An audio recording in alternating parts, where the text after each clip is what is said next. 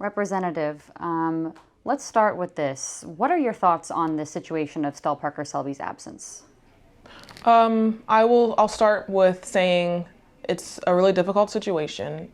We were just chatting, and I know firsthand what it's like to have a loved one that deals with a situation like this. My grandmother a couple of years ago had a number of strokes in quick succession, and she hasn't been the same since. And it's really difficult for our family. And I know when one of my older sister went to visit her and just broke down because it's not the person that you remember. It's a really difficult situation. So I just want to start by saying that. And I have empathy for those that are having to deal with this and her loved ones and her family. That being said, the situation, right, how it's being addressed at the legislative level, I think is wholly unacceptable. I've watched as it's kind of unfolded. I've offered some of my thoughts on how things could play out. But I've been really disappointed in how the speaker in particular has handled this situation. One of the things that I find to be the most upsetting in this situation is how our staff have been the ones made to deal with the situation in public when it's really not their role. I've seen, I was in a meeting actually last week where you were trying to interview someone and it ended up in the meeting that I was in. And clearly everyone that they slammed the door on you and then they turned to us, and it was so awkward because they weren't ready for the meeting. And it's if you would just deal with this situation with transparency, then everyone else can go about their jobs, right? We have staff here that are so dedicated to our constituents, and they're tied up in dealing with answering questions that should have been answered weeks, if not months ago. So I'm really frustrated by that. And that's why I wanted to meet with you, because I think the more the public can understand and move forward from this, the better. Not just for our staff, but for our constituents, right? Because when my constituents call, I want them to be able to pick up and answer my constituent and answer the problems that they're dealing with, and not be worried about, avoiding hallways and things like that. And I shared with you briefly earlier, I was on staff. I know what it's like to be at the desk answering calls for constituents. And I remember sitting at a desk not that long ago, and there was a door to the hallway, and there were windows in that door, and I could see through them. And the public could come and they would knock on the window, and I would go and talk to them and see if they had an appointment and meet with them. And I find it really disturbing to see the window that the public literally has into the work that we're doing being papered over. And when I saw that video last week, it made me really angry. Why? Because it makes all of us look like we don't want people to see what we're doing. It makes us look like we don't want transparency, when that can be further from the truth. For me, at least. I can't speak for others, but I remember it's probably been a few months ago now. I was sitting at my desk on the chamber floor, and we were voting on bills, and I noticed that there was a camera, and it looked like it was on me. And I was like, what did I do? Why am I on camera? And I asked someone, what outlet are they with? And they looked into it, and they came back and they said, oh, they're recording Stell's seat. She used to sit right behind me. And I was like, okay, yeah, it's been months. There's been no answers. And after that, a member came up to me and some other members and said, be careful. They're out here recording. Terrible people are out here recording her empty seat, and they're recording her empty parking spot. And in that conversation, it was suggested that we as members think about rotating cars and parking in her parking spot.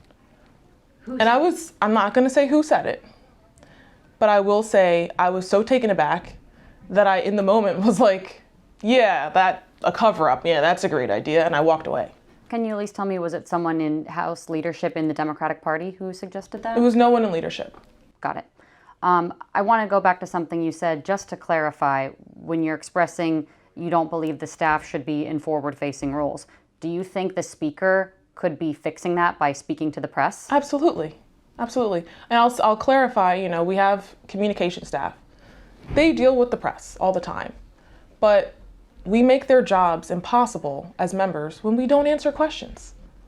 And these are important questions the public is asking. It's not like, what's your opinion on mint chocolate ice cream? I don't know, haven't thought about it, leave me alone, right? Like, this is a very important issue. We're hearing from constituents from the district that are not represented, asking what's going on, and we're saying nothing to see here, and we're forcing staff to figure out a new response every time. Do you think that the speaker is failing her staff? Absolutely. I wouldn't be sitting here with you if I felt like it was being handled appropriately. But I'll tell you what really pushed me over the edge was seeing the picture of a staffer in a position that I used to be in on the news. That should never be the case unless the staffer committed a crime or something. No one should be looking at the staffer for answers.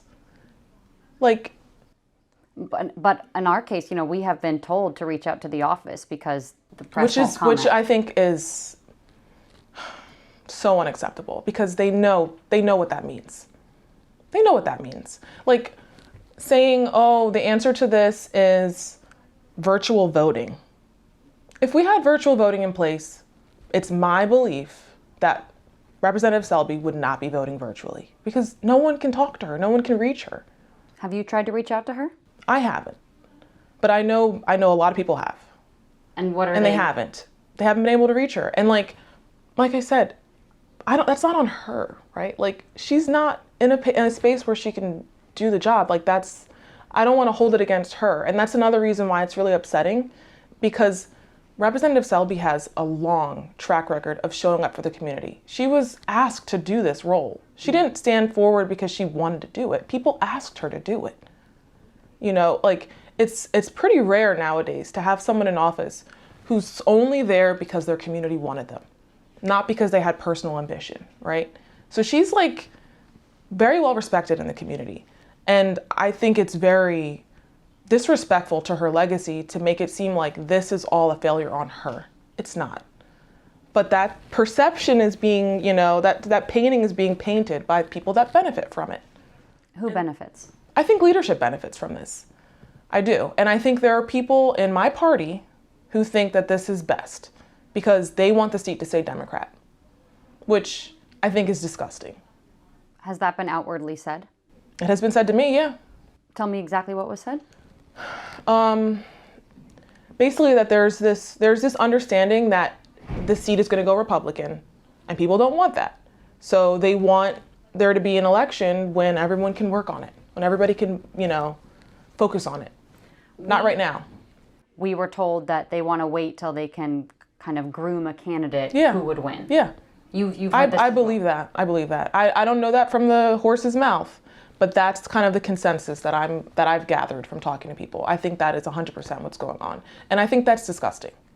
And like I said, it puts Representative Selby's reputation on the line. It puts our staff in the line of fire for no reason. And it takes all of us away from the work we should be doing, right? Like I had 2 bills in committee today. I have bills I need to review. And this is what we're all prioritizing is talking about this. And we could have done this months ago. I think we also could have had someone in the role by now if we'd actually addressed the issue. There's been a lot of talk publicly about how there's nothing we can do. I can't, the speaker I think on video with you said something like that. There are things we could do.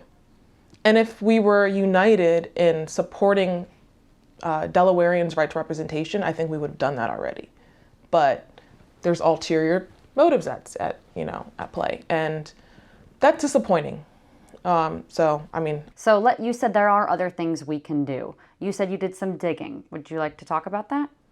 Yes. So I spent a few hours over the weekend combing through the House rules, and one of them made me think of something that I noticed earlier this year, which is when Representative Selby was originally absent, a letter was read at the beginning of session announcing that she was going to be absent from her.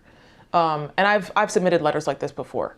I know I'm not going to be in session, so I have my legislative assistant draft a letter, and I'll tell her, make sure you submit it.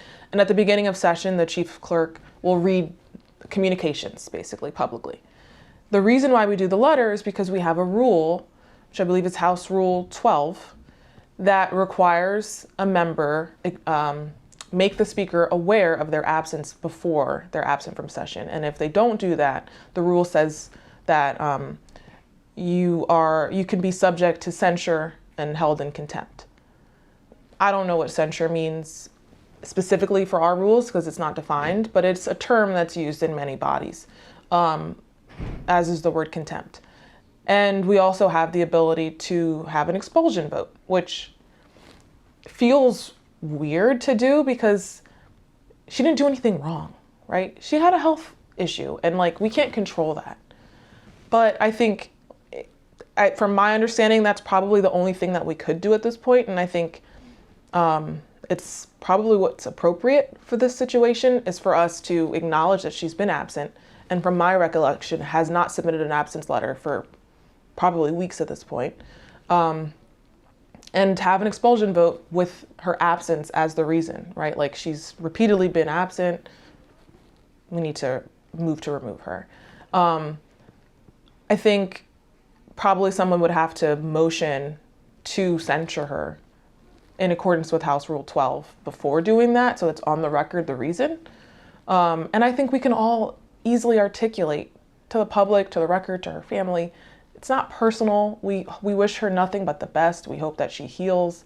And the body needs to continue with its work. And the representative district deserves representation. And if that were to carry through and we have this expulsion vote, then the speaker would then be authorized to declare a vacancy and have a special election. I've heard a lot of people talk about how we're going to go 2 years like this. And I just think that's unacceptable. And it's time for us to take responsibility here and help folks move forward. When you say you've heard a lot of people talk about it, you mean members of your party? Yes. Legislators are saying they're okay with this seat being absent for 2 years. Yes? Yes. And they're not just saying it, right? Like they're doing things to continue this, which is why I feel comfortable actually coming out and publicly doing this, because I don't want to be associated with that kind of behavior. I think it's completely unacceptable. I don't, personally, if the seat were to go Republican, the seat goes Republican, it needs to be represented by someone from the community. So, I like that we have a majority down here, but that's not the reason I got elected, was to keep a majority. I got elected to represent my district and to do right by my district. And people who live in her district deserve the same. What has the communication been from House leadership to fellow Democrats about Stell Parker Selby? I don't know if there's been any. I haven't received any in months. I know we're in June. I would say probably in March was the last time that I heard she was getting better. I heard not from leadership, I heard from someone else that she was back home and things like that. So I for a while I was okay, she's on the mend and all strokes are different, so maybe she'll be back. And then I think sometime around then there was a ceremonial swearing in ceremony, which I don't know. At the time I was okay, this makes sense. Looking back on all of it and how the situations unfolded, I really feel like that was a distraction and that was meant to just take the public's attention away from the matter. And that's how I think the same of this suggestion that we go to virtual voting. I think there's been a lot of distractions put out there and not answers. And that's what has us all dealing with this still, right? If you're clear and you say, this is what we're dealing with, this is how we're moving forward, people move forward. And I think their answer is we're going to do virtual voting or nothing. The answer is not showing that Stell Parker Selby is able to vote. At least what we have been told. Correct. We asked the speaker if Stell Parker Selby is even able to vote or how people can trust that, since we have only seen one image of her all year from March, the ceremony you referenced, and she didn't answer that question. Yeah, I don't know if she knows the answer to the question, but I think there's an expression around absence of evidence and evidence of absence and all that, right? I think to go 6 months without hearing from someone, there's kind of an implicit answer there, which is she's not. Because we know her to be a woman of integrity, a woman who cares about her community, and if she could vote, she would be doing whatever she could to make sure she was doing that. Or at least, communicating to us, this is my plan, or this is what my doctors are saying, I'm hoping to do X, Y, Z. The radio silence, I think, speaks volumes. And so I just don't buy that. And part of why I don't buy the virtual voting answer is because we talked about virtual voting as an idea months ago, and it was basically dismissed because we didn't have enough votes to get it passed. Now, if the reason that we needed virtual voting was to allow Representative Parker Selby to vote, I think it would have gone differently. But it was seen as a hypothetical. Like, what if in a month you find out you're pregnant and you're going to miss part of session? Or what if you're caregiving and the person you're caregiving for, needs around-the-clock attention? And it was dismissed as not being politically possible. So what's changed? What has changed other than, in your opinion, keeping this seat blue? I don't even think it's that at this point. I think virtual voting was brought forward because you were asking questions and they weren't getting answered. And everyone's saying you're not answering. Well, that's an answer. And I watched that clip that you got in the hallway with the speaker a few times. And she's like, you have a point. And the way she says, you have a point. It seemed so forced. Like, it was uncomfortable. Like, okay, she sat in a room with people and they advised her on how to address this question because, yeah, you haven't answered the question. You can say to Miss Overturf, I've answered your question, but the Delaware voter, the Delaware news, reader is like, no, you haven't. So here's a new answer, Madeline, go figure that out, virtual voting. It's not happening. You don't think it's going to happen? No. I'll be shocked. So you haven't heard anything that we're like, hey, today we're going to talk about? No. So just to clarify, you think she told us that just to get us to go away? Absolutely. And here we are. And you're saying it in a nice way. I think it's a lie. When I heard it, I paused the video. You can ask my husband. I paused the video and I said, that's a bold-faced lie. Because that's what it is. And you think it's a lie because they've poo-pooed it in the past, virtual voting? I think that helps me come to that conclusion, but also the fact that you've asked her these questions multiple times. Why all of a sudden is that the solution? And if I know, and she knows, that she can't get in contact with the representative, then how in the heck is she going to vote virtually? That's a question a lot of people have asked us. They say, if they do virtual voting, how do we even know it's her? How do we know she's able to do that? And I think you hit the nail on the head when you said Stell is beloved. In our community, people love her.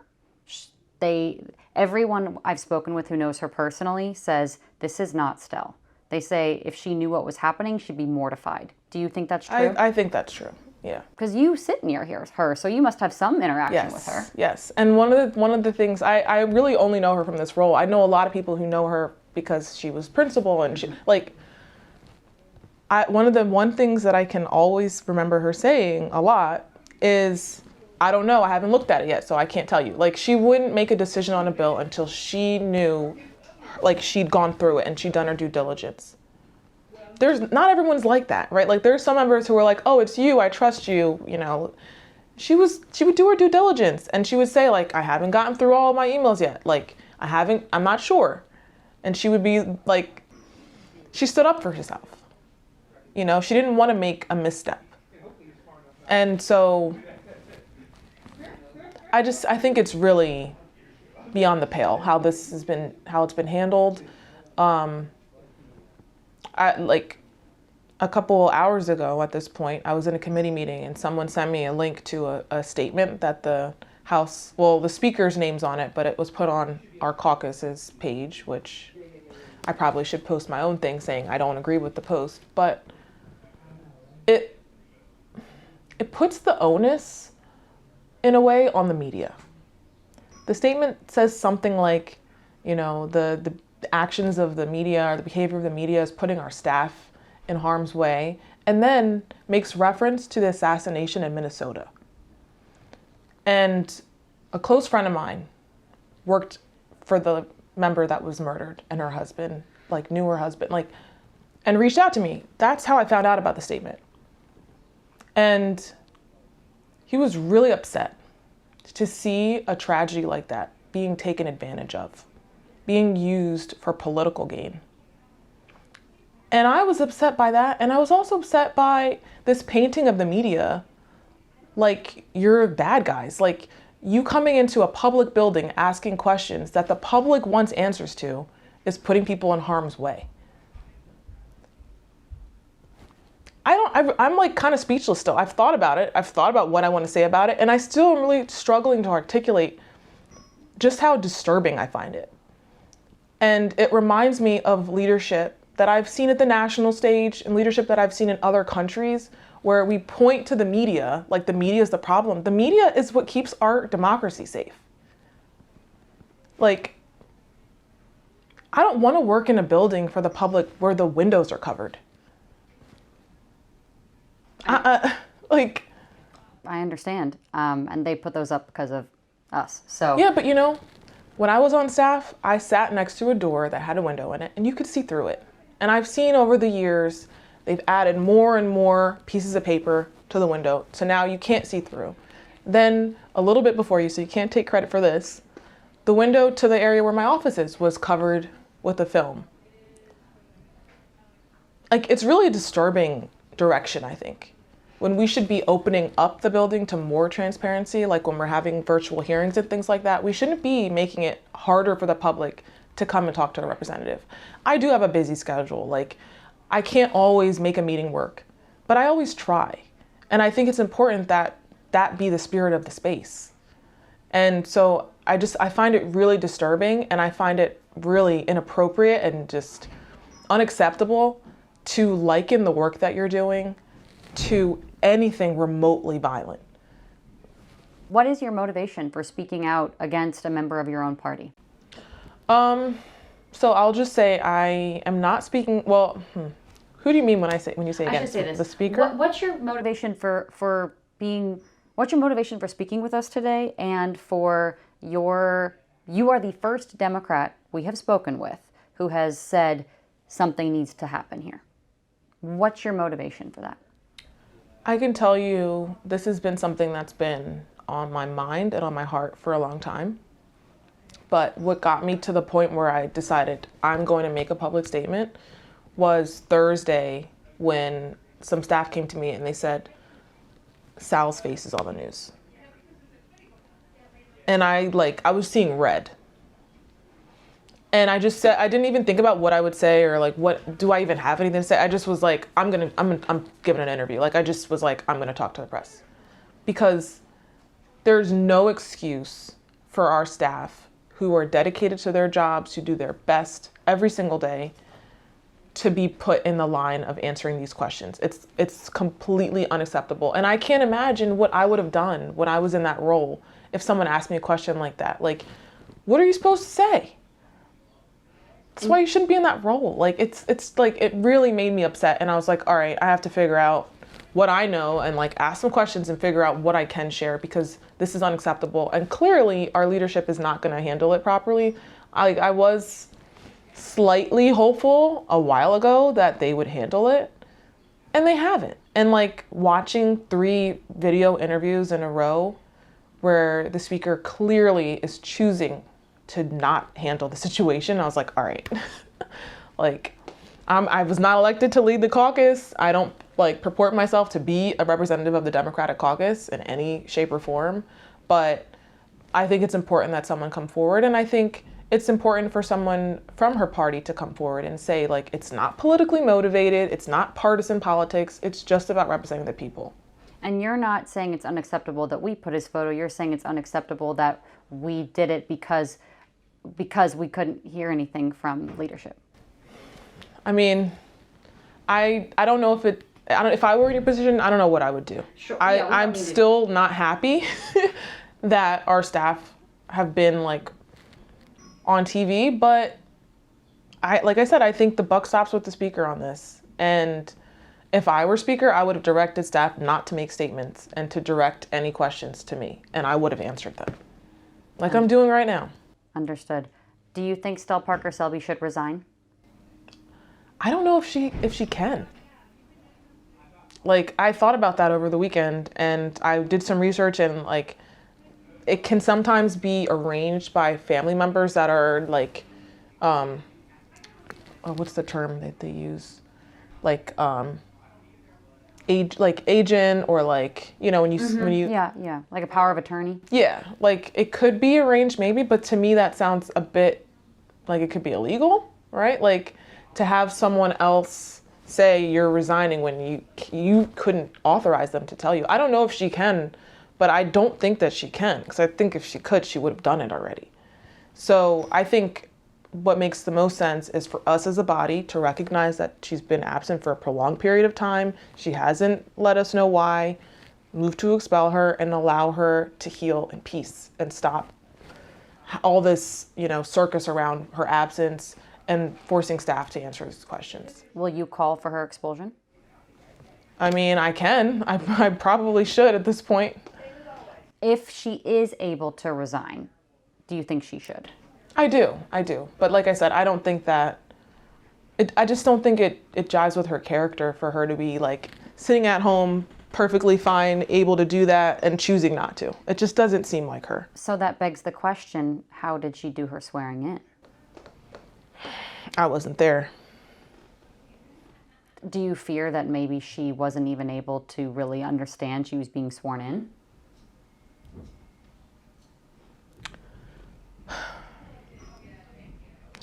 I just keep thinking about my own grandmother, right? Like, it's been 3 or 4 years now since my grandmother had her strokes, and she knows who I am most of the time. Sometimes she thinks I'm my mom. But, like, she asks me the same questions over and over, and, like, she understands what I'm saying when I tell her, but she doesn't remember. She'll ask me again, right in the same sitting, Where's Aunt so-and-so? How come they haven't come to see me? They passed away. They passed away? Yeah, they passed away. Like, over and over and over and over again. I don't know. Like, I haven't seen her. So I can't say that, like, she understood what she was doing. But I have a lot of trouble believing that she understood and now is choosing not to fulfill the role. It just doesn't seem like her. That's what we're hearing a lot. Is there anything else you would like to add? No, I mean, I think I would just ask that folks try to approach the situation with empathy. And from what I've seen, I haven't really seen anyone attacking the representative or like saying she should do anything. And I think we should try to move the narrative away from she should resign, she should do something, and look at leaders that we know do have the ability to do something and ask them what they're going to do. And like you just did, you just asked me, are you going to move, great question. Let me look into it and see what I can do. But I'm one member.